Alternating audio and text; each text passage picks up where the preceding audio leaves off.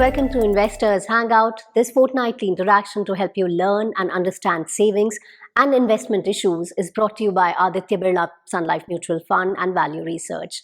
Now, are you wondering where to invest to save taxes? After all, there are a lot of options available out there.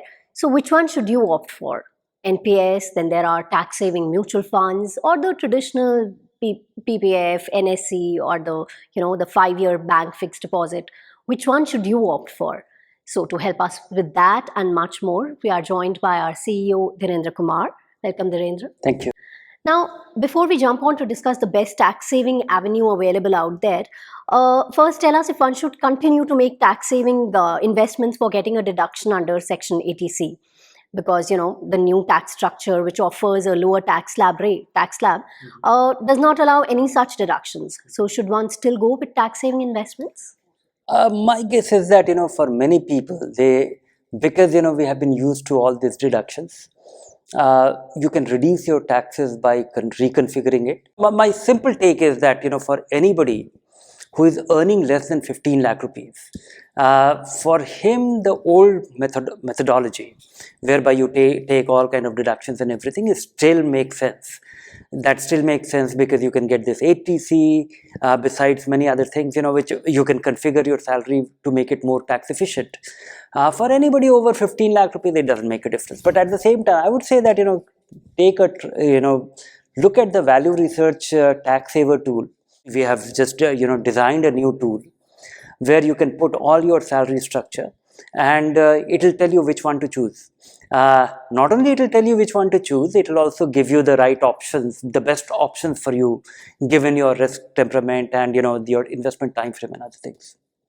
All right, and for someone who still follows the old tax structure and wants to invest to save taxes, which according to you is the best alternative available for him?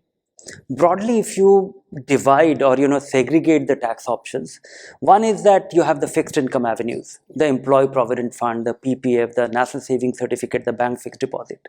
On the other extreme is this ELSS, the tax saving scheme, and in between, I'm talking of all the investment avenues, not the spending avenues, because even the tuition fee and other things, there are a lot of expenditure which are eligible 80C, under 80C. I'm not referring to that, but only the investment avenues. In between, there are hybrid options. For example, the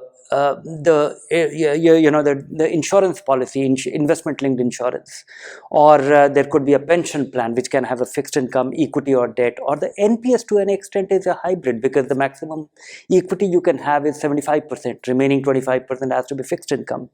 For government employees, it has to be even lower, only 15-20% because that is the mandatory contribution that you make. So not getting into the complication, I think most people in India, they don't have any equity exposure, and very small percentage of our population actually invests in equity, and whenever they invest the wrong way for the wrong reason, and they invest at the wrong time, and that is what we have historically witnessed. The beauty of the tax saving investment by way of this tax saving fund is that you invest in equity, which for many people is the only equity investment possible. Nowadays, it makes so much more sense because all other fixed income avenues, the interest rates are coming down, and they have come down to a level where you just might feel happy that you are making money, you are generating some return, but actually you are losing money. Because if you deduct the inflation out of the return that you generate, it will be negative. And also, mind you, this is the inflation we are referring to, which the government calculates, the wholesale price index, consumer price index, which is an index. That is not your inflation. Your inflation is how much did the price go up of the consumption basket, your consumption basket. How much were you investing last month? How much were you investing last year, this month? That is your inflation. And if your expenses went up, that is your inflation. Take a look at that. That is, and if your investments are not generating as much, then in fact that is also not the right yardstick to measure, because you have to see that okay, this year, this month you spend this much to make a living, and how much are you are likely to make, spend next year, this month next year, to really understand your inflation rate. And that can change radically, that can change on your configuration and other things.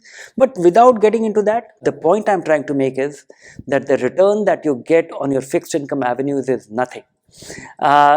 So might as well take some chances. And when you take some chances, it is important to get used to in the right manner. And tax saving funds are a great way to actually start in the right manner, because you invest and you get stuck for 3 years. You end up doing well. The real problem is that when people invest with huge expectation and they are not able to stick around, because when they invest and they see a 5% decline, they run away. They run away never to come back again. And all their money keeps earning very low return all their life. So that is why most Indians are not equity investors. And this is I think, I would look at it more in terms of getting used to acclimatizing yourself to equity investments. And there is no better learning, there is no better, coaching, training than experiencing it. Because as I keep saying, that no amount of lecture in terms of appreciating risk helps you till you really experience it, and that's the wrong experience people end up getting. So the key point is that fixed income will not get you anything meaningful. The hybrids will actually not take you anywhere. You will not get meaningful of insurance, investment, or anything. And this is something where you get stuck.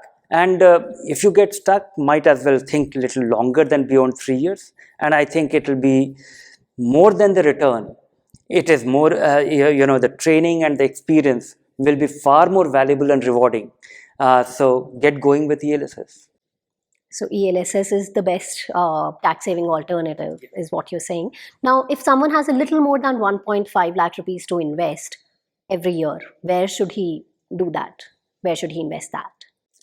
First and foremost, I find that many people start their investment planning with the tax as a trigger point. One should be investing and saving anyway for the long term. But more importantly, there's a specific question that what beyond 1.5 lakh? Of course, ATC limit is 1.5 lakh. So if you have the opportunity and the ability to save 1.5 lakh rupees a year, then invest in ELSS. And beyond that, there is another 50,000 rupees window available, which can be invested in NPS. And that, I think, is the second best thing. Tax save is money earned. Your ability to deduct, income, which can be subtracted from your, income, which can be subtracted for computing taxes. Another 50,000 can be done, and that is in NPS. So everyone who thinks that 1.5 limit is a little, is exhausted, and it's you not still a have the substantial ability amount. to, You can still save 50,000 rupees more by investing in NPS. Okay. Then what about NPS Tier 2 accounts? They also offer a deduction for the taxable income, and they also have a lock-in period of 3 years, I believe. So. Yeah, that is not for masses. That is only for central government employees, and that is something which has been made, which has been enabled recently. And I think, that's not meant for masses. It's only for the self. So the universe itself is very small. All right. Time now to move on to our viewers' questions. And the first one has come in from Tapash Mukherjee. He says he's superannuated in 2020 and he's still investing in public provident fund. He doesn't want to invest the entire amount in mutual funds, he says, and hence continues to invest the maximum possible amount in PPF. So every year after his investments in senior citizen savings scheme and the post office monthly income scheme, he's still investing in PPF. So Tapash wants to know if he's right in doing so. I don't know. Somebody who is superannuated and is still able to invest, good news, which means that he has some other investment avenues, some other income avenue. But I would say that, if somebody in his retirement is able to earn and save this much, that he's able to exhaust his, ATC and still able to make a living, he can do, what he's doing is the most risk-averse thing that one can do. You are not taking chances with your money. Your money in senior citizen savings scheme in public provident fund is sheltered by the sovereign guarantee. These investments will fail if India as a country fails. Till India remains, this thing will work. Then comes, post office MIS is also of the same category. I think, one should take little chances. If you have if you have nominees, if you want to leave a larger state for your children or your successors, because most people don't understand that, this is the risk lies in actually thinking short term. Equity is very risky if you are thinking for 3 months. Equity is very risky if you are investing for 3 years. If you are investing for 10 years, 15 years, if somebody would have invested on any 10-year period in the Sensex, of course, it was not an investment avenue available, but Sensex was framed in 1979. And if you would have invested on the worst of day and took your money out on the worst of day for a 10-year period, the likelihood of losing money was zero. The likelihood of losing money was zero if you held it for little over 7 years. So if your money is likely to remain invested forever, which looks like it will be, because even in your retirement you are not requiring money for consumption, then it's money forever. Then leave a larger state, and the equity risk gets reduced or gets eliminated with such time frame. So keep that in mind. The risk lies in having a short time frame. So Tapash, you say that you don't want to invest entire amount in mutual funds, but you must start allocating some I would say portion. meaningful amount in mutual fund, given that what I'm able to understand about his financial configuration, that he does not require income from his investment even in retirement, and rather he has substantial income in his retirement. All right, now Raghavendra Harirao asks, what are the tax-saving investment options available for a senior citizen? Also, he wants to know your opinion about pension schemes by LIC. All the standard tax saving avenues available to anybody, any citizen, is available to senior citizens as well.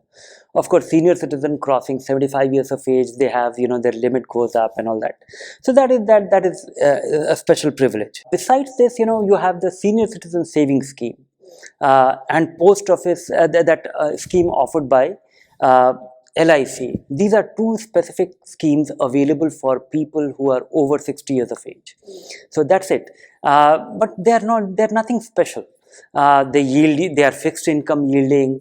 And of course, it is based on the understanding that people who retire, they become completely risk averse. But that may not be the case. You just, we come across some examples of investors who post retirement, they don't need their money, and their money can still be invested for the long term. Yeah. So two special schemes available for senior citizen. One is the senior citizen savings scheme, where the maximum investment can be 15 lakh rupees, and only the 1.5 lakh rupees annual investment will be eligible for ATC deduction. Besides that, 10 lakh rupee, this is a special scheme available only for senior citizen, Pradhan Mantri Vyay Vandana Yojana, or managed by LIC, where you can invest up to 10 lakh rupees and derive the income. But these are not, I'm not sure about the tax, efficiency of it, but this is something which is yielding you decent return as compared to other fixed income avenues. Okay, now Padamdev Lau asks, one can easily assess the performance of dividend plans of mutual fund schemes by looking at the declared dividends over the past years. He wants to know, how should one assess the performance in growth plans? Oh, he has got it all wrong. What is wrong in this way of measuring that if your fund is giving dividend, it is doing well? This is a wrong yardstick, because your fund could be doing, might be giving dividend, but it might be doing very poorly.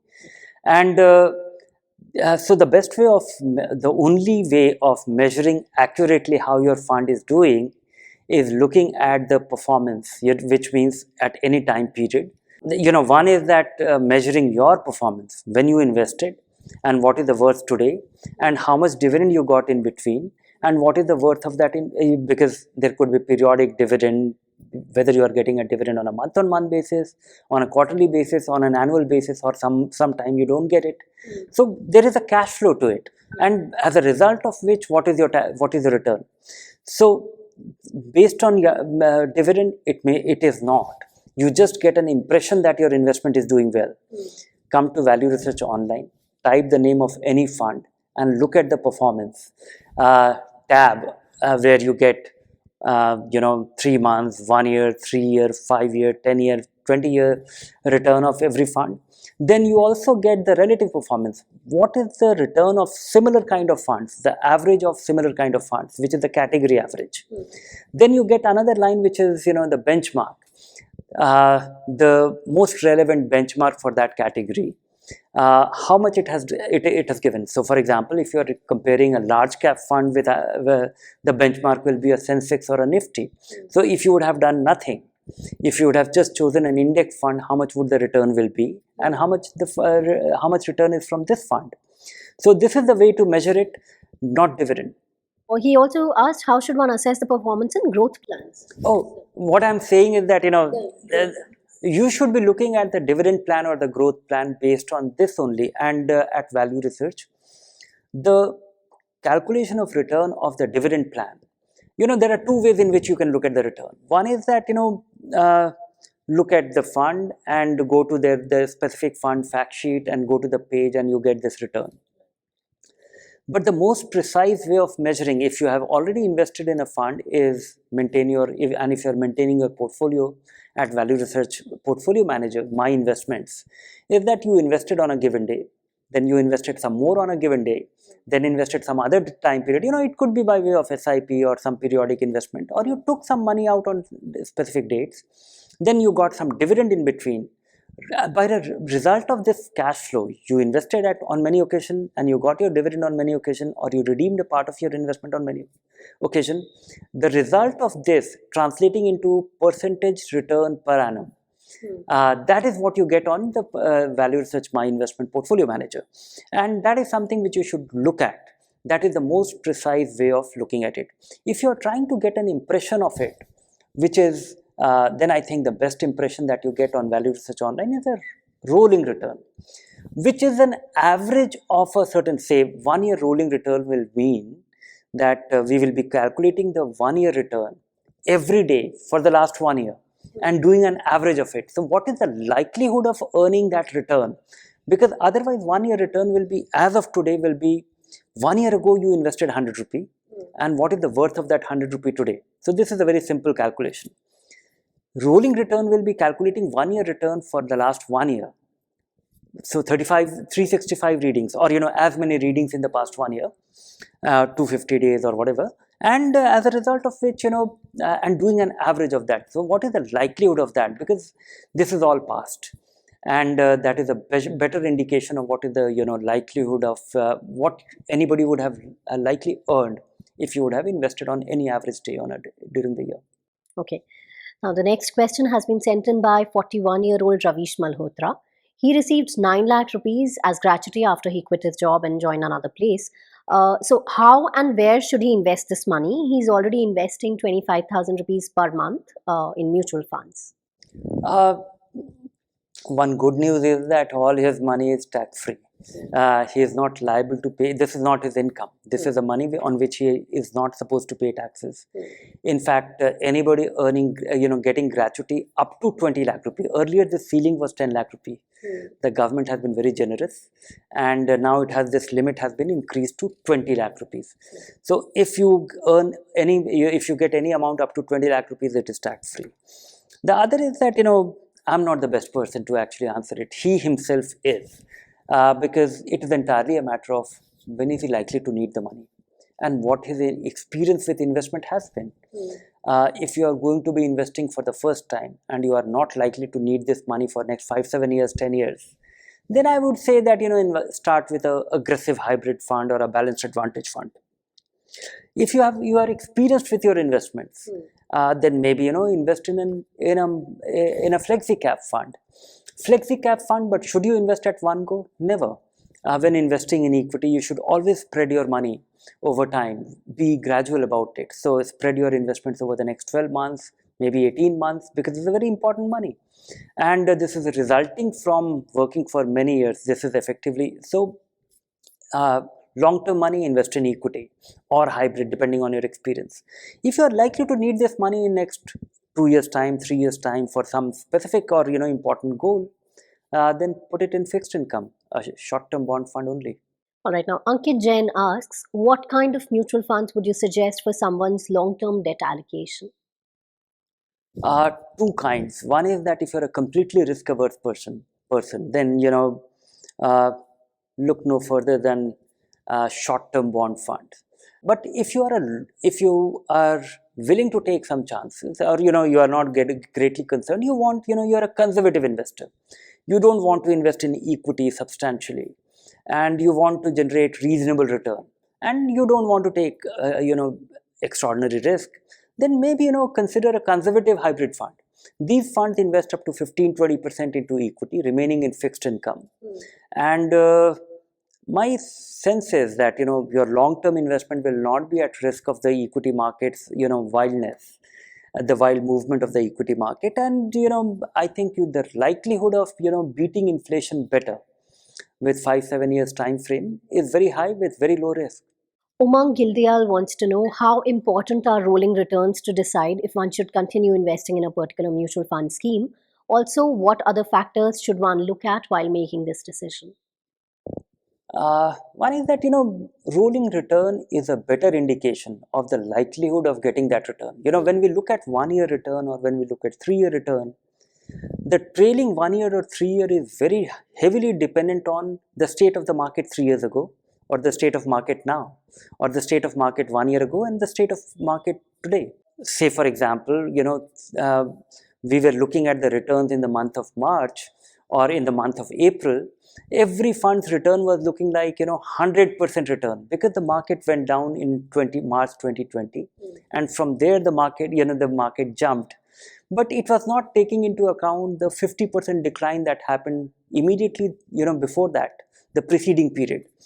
So this rolling return, as I was explaining, that it is calculating 1 year return every day for the last 365 days, or calculating 3 years return for every day, and then calculating an average out of it. So it will not be skewed by the extraordinary state of the market at the starting point or at the end point. So it is better indication. But mind you, rolling return, trailing return, or any kind of return is all past. It all depends on what happens to the market, what happens to your money after you have invested, and you don't know anything about it. All you have to do is you have to look at the broader sense, that is the fund diversified? Has the fund been able to beat the market in a rising market? Has the fund manager been able to beat the market in a falling market, falls less? And rolling return is a better indication if you have to look at the returns. And value research stock page, you get a fund page, you get the rolling return of every fund, and you look at it graphically. So graphical representation of that is the best. Just click on the time period and you get the rolling return. And but this is all past, and you have to take chances. And I think you reduce your chances of you succeed only with your time frame. Okay, now 75-year-old N. Krishnamurthy has some investment in mutual funds. What would be the ideal ratio between large, mid, and small caps is what he wants to know. There isn't a thumb rule. Once again, most people, seek my guidance in terms of seeking an answer, that there is a rule somewhere which I will explain them, and that will work for them always. And there is actually no rule for many of the things which people ask for. For example, if Mr. Krishnamurthy is experienced and has been investing in the market for last 10 years, then substantial investment in small cap will also be nice, will also be fine. If he is or mid and small cap will generate superior return, and it will be fine. The only problem is that if he is not very old, and if he is not experienced, or for some reason his risk appetite, or he will get very nervous at this, if he thinks that it's very risky, he suddenly sees a decline of 20-30%, it could be very disappointing. So if he gets disappointed now, even after those experiences, I think one should keep away from that. So the right allocation is entirely a matter of being comfortable, and how much, and that comfort will not come from my specification, my prescription. It will come only from your experience. And I think more academically or more theoretically speaking, the complexion of the market is like this. The large cap account for 75-78% of the market. If I actually do the sum total of all the companies traded in the market, 75% of the companies accounts are large caps. No, top 75 companies account are large cap. That if I actually look at 75% total market cap, another 300-400 companies will be mid cap, and the bottom 1800-1900 companies will be small cap. So you will have a large number of small caps, and you will have a very small number of, but their relative ownership or the percentage stake in the total capitalization of the market will be much less.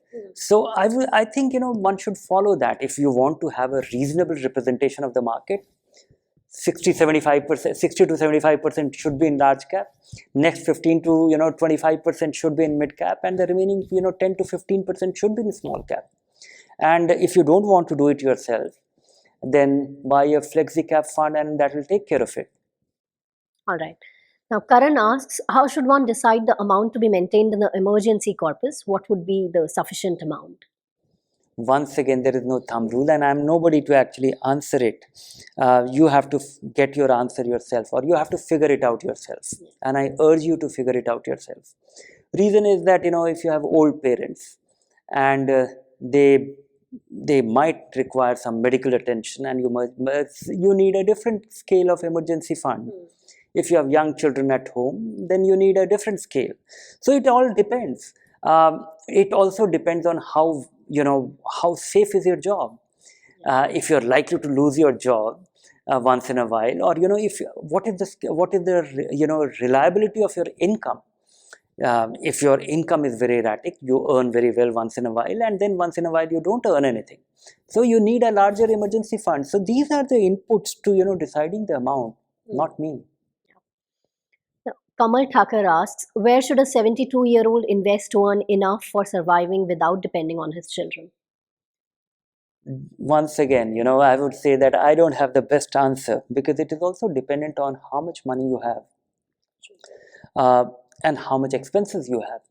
If you are likely to need, if you have 1 crore rupee, and if you are likely to need 50,000 rupees a month, it's okay to be able, you will be able to achieve it with I would say 70% fixed income, 30% equity allocation, because if you take out 6%, that will be that will be about that will fulfill your need. Besides that, if your investments are generating 10% return, that 4% higher return will translate into higher capital for you. So we will be able to increase your income every year. So that can support that rising, the need for rising income starting from 6%. If it is if it is any different, then you need to, or if you have more larger capital, then you can do with even less fixed equity. If you have smaller capital and your need for income is higher, then I think you have to take greater chances. At the same time, you'll be more vulnerable. So figure it out yourself, and you will have to assume greater risk, or you will have to reduce your income, and you'll have to do this calculation. And finally, all calculation translates into what percentage of your capital are you going to consume every year, and will your investments be able to generate a little more than that? That is the key to it. That is the principle which you have to figure out. Right. Today's last question has been sent in by Ranganathan. He wants to know if it's safe to invest right now as the market is moving only in one direction. So how long is this uptrend likely to continue? I wish I knew, and once again, I don't have an answer, and I don't think anybody will have an answer. A lot of people are guessing that the market is poised for a big decline, big fall anytime, and they have all been wrong in the last 1.5 years. And I think I will be also wrong if I actually, so just not to be embarrassed, I won't say anything. But all I would say is that you don't have a control on the state of the market. You don't have the control on the timing of the fall of the market. You also don't. Nobody knows anything. What we know very well is that when are you likely to need the money. We also know that how nervous we get when we see a big decline in the market. If you are actually losing sleep in March 2020, not because there was a pandemic, but your investments were falling in value, then you need to figure it out yourself. How much money, what part of your money should not be in equity? Do you have the emergency fund? And in fact, if you have these variables, if you have these shock absorbers, if you have this, I would say this preparedness around a big fall, then you will be much better placed. You will not get upset, you will not get nervous. If you have a term plan, if you have a health insurance, and if you have the emergency fund, your risk tolerance goes up, because you will not. And if you are in a stable job, the risk tolerance goes up even further. So I would say that do all those things, and after that try and arrive at some kind of allocation to fixed income, which will not go down, because that is the money. And keep changing. The equity has gone up, move a little bit of money, so you will not be behaving in a knee-jerk way. A lot of people are thinking in terms of 0 or 100 in equity. That's not the way to look at it. The way to look at it is 75% in equity, 25% in debt, and because the market has gone up over the last 1.5 year, one direction only, so that 75 would have become 85. Rebalance it to 75 again. So you will not have the regret of, if the market keeps going up. You will not have the regret that, okay, you did nothing because the market went down thereafter. So you would have done something about it, and you will benefit from that, because if you are able to move your money back in equity, if the market goes down, you will profit from it. So do that little bit, not much. Well, with that, it's a wrap on this episode. Thank you, Dhirendra. Thank you. Thank you to all our viewers. Do keep sending us your questions. Keep watching this space for more information. And if you like the show, do subscribe to our YouTube channel. Take care. Bye for now.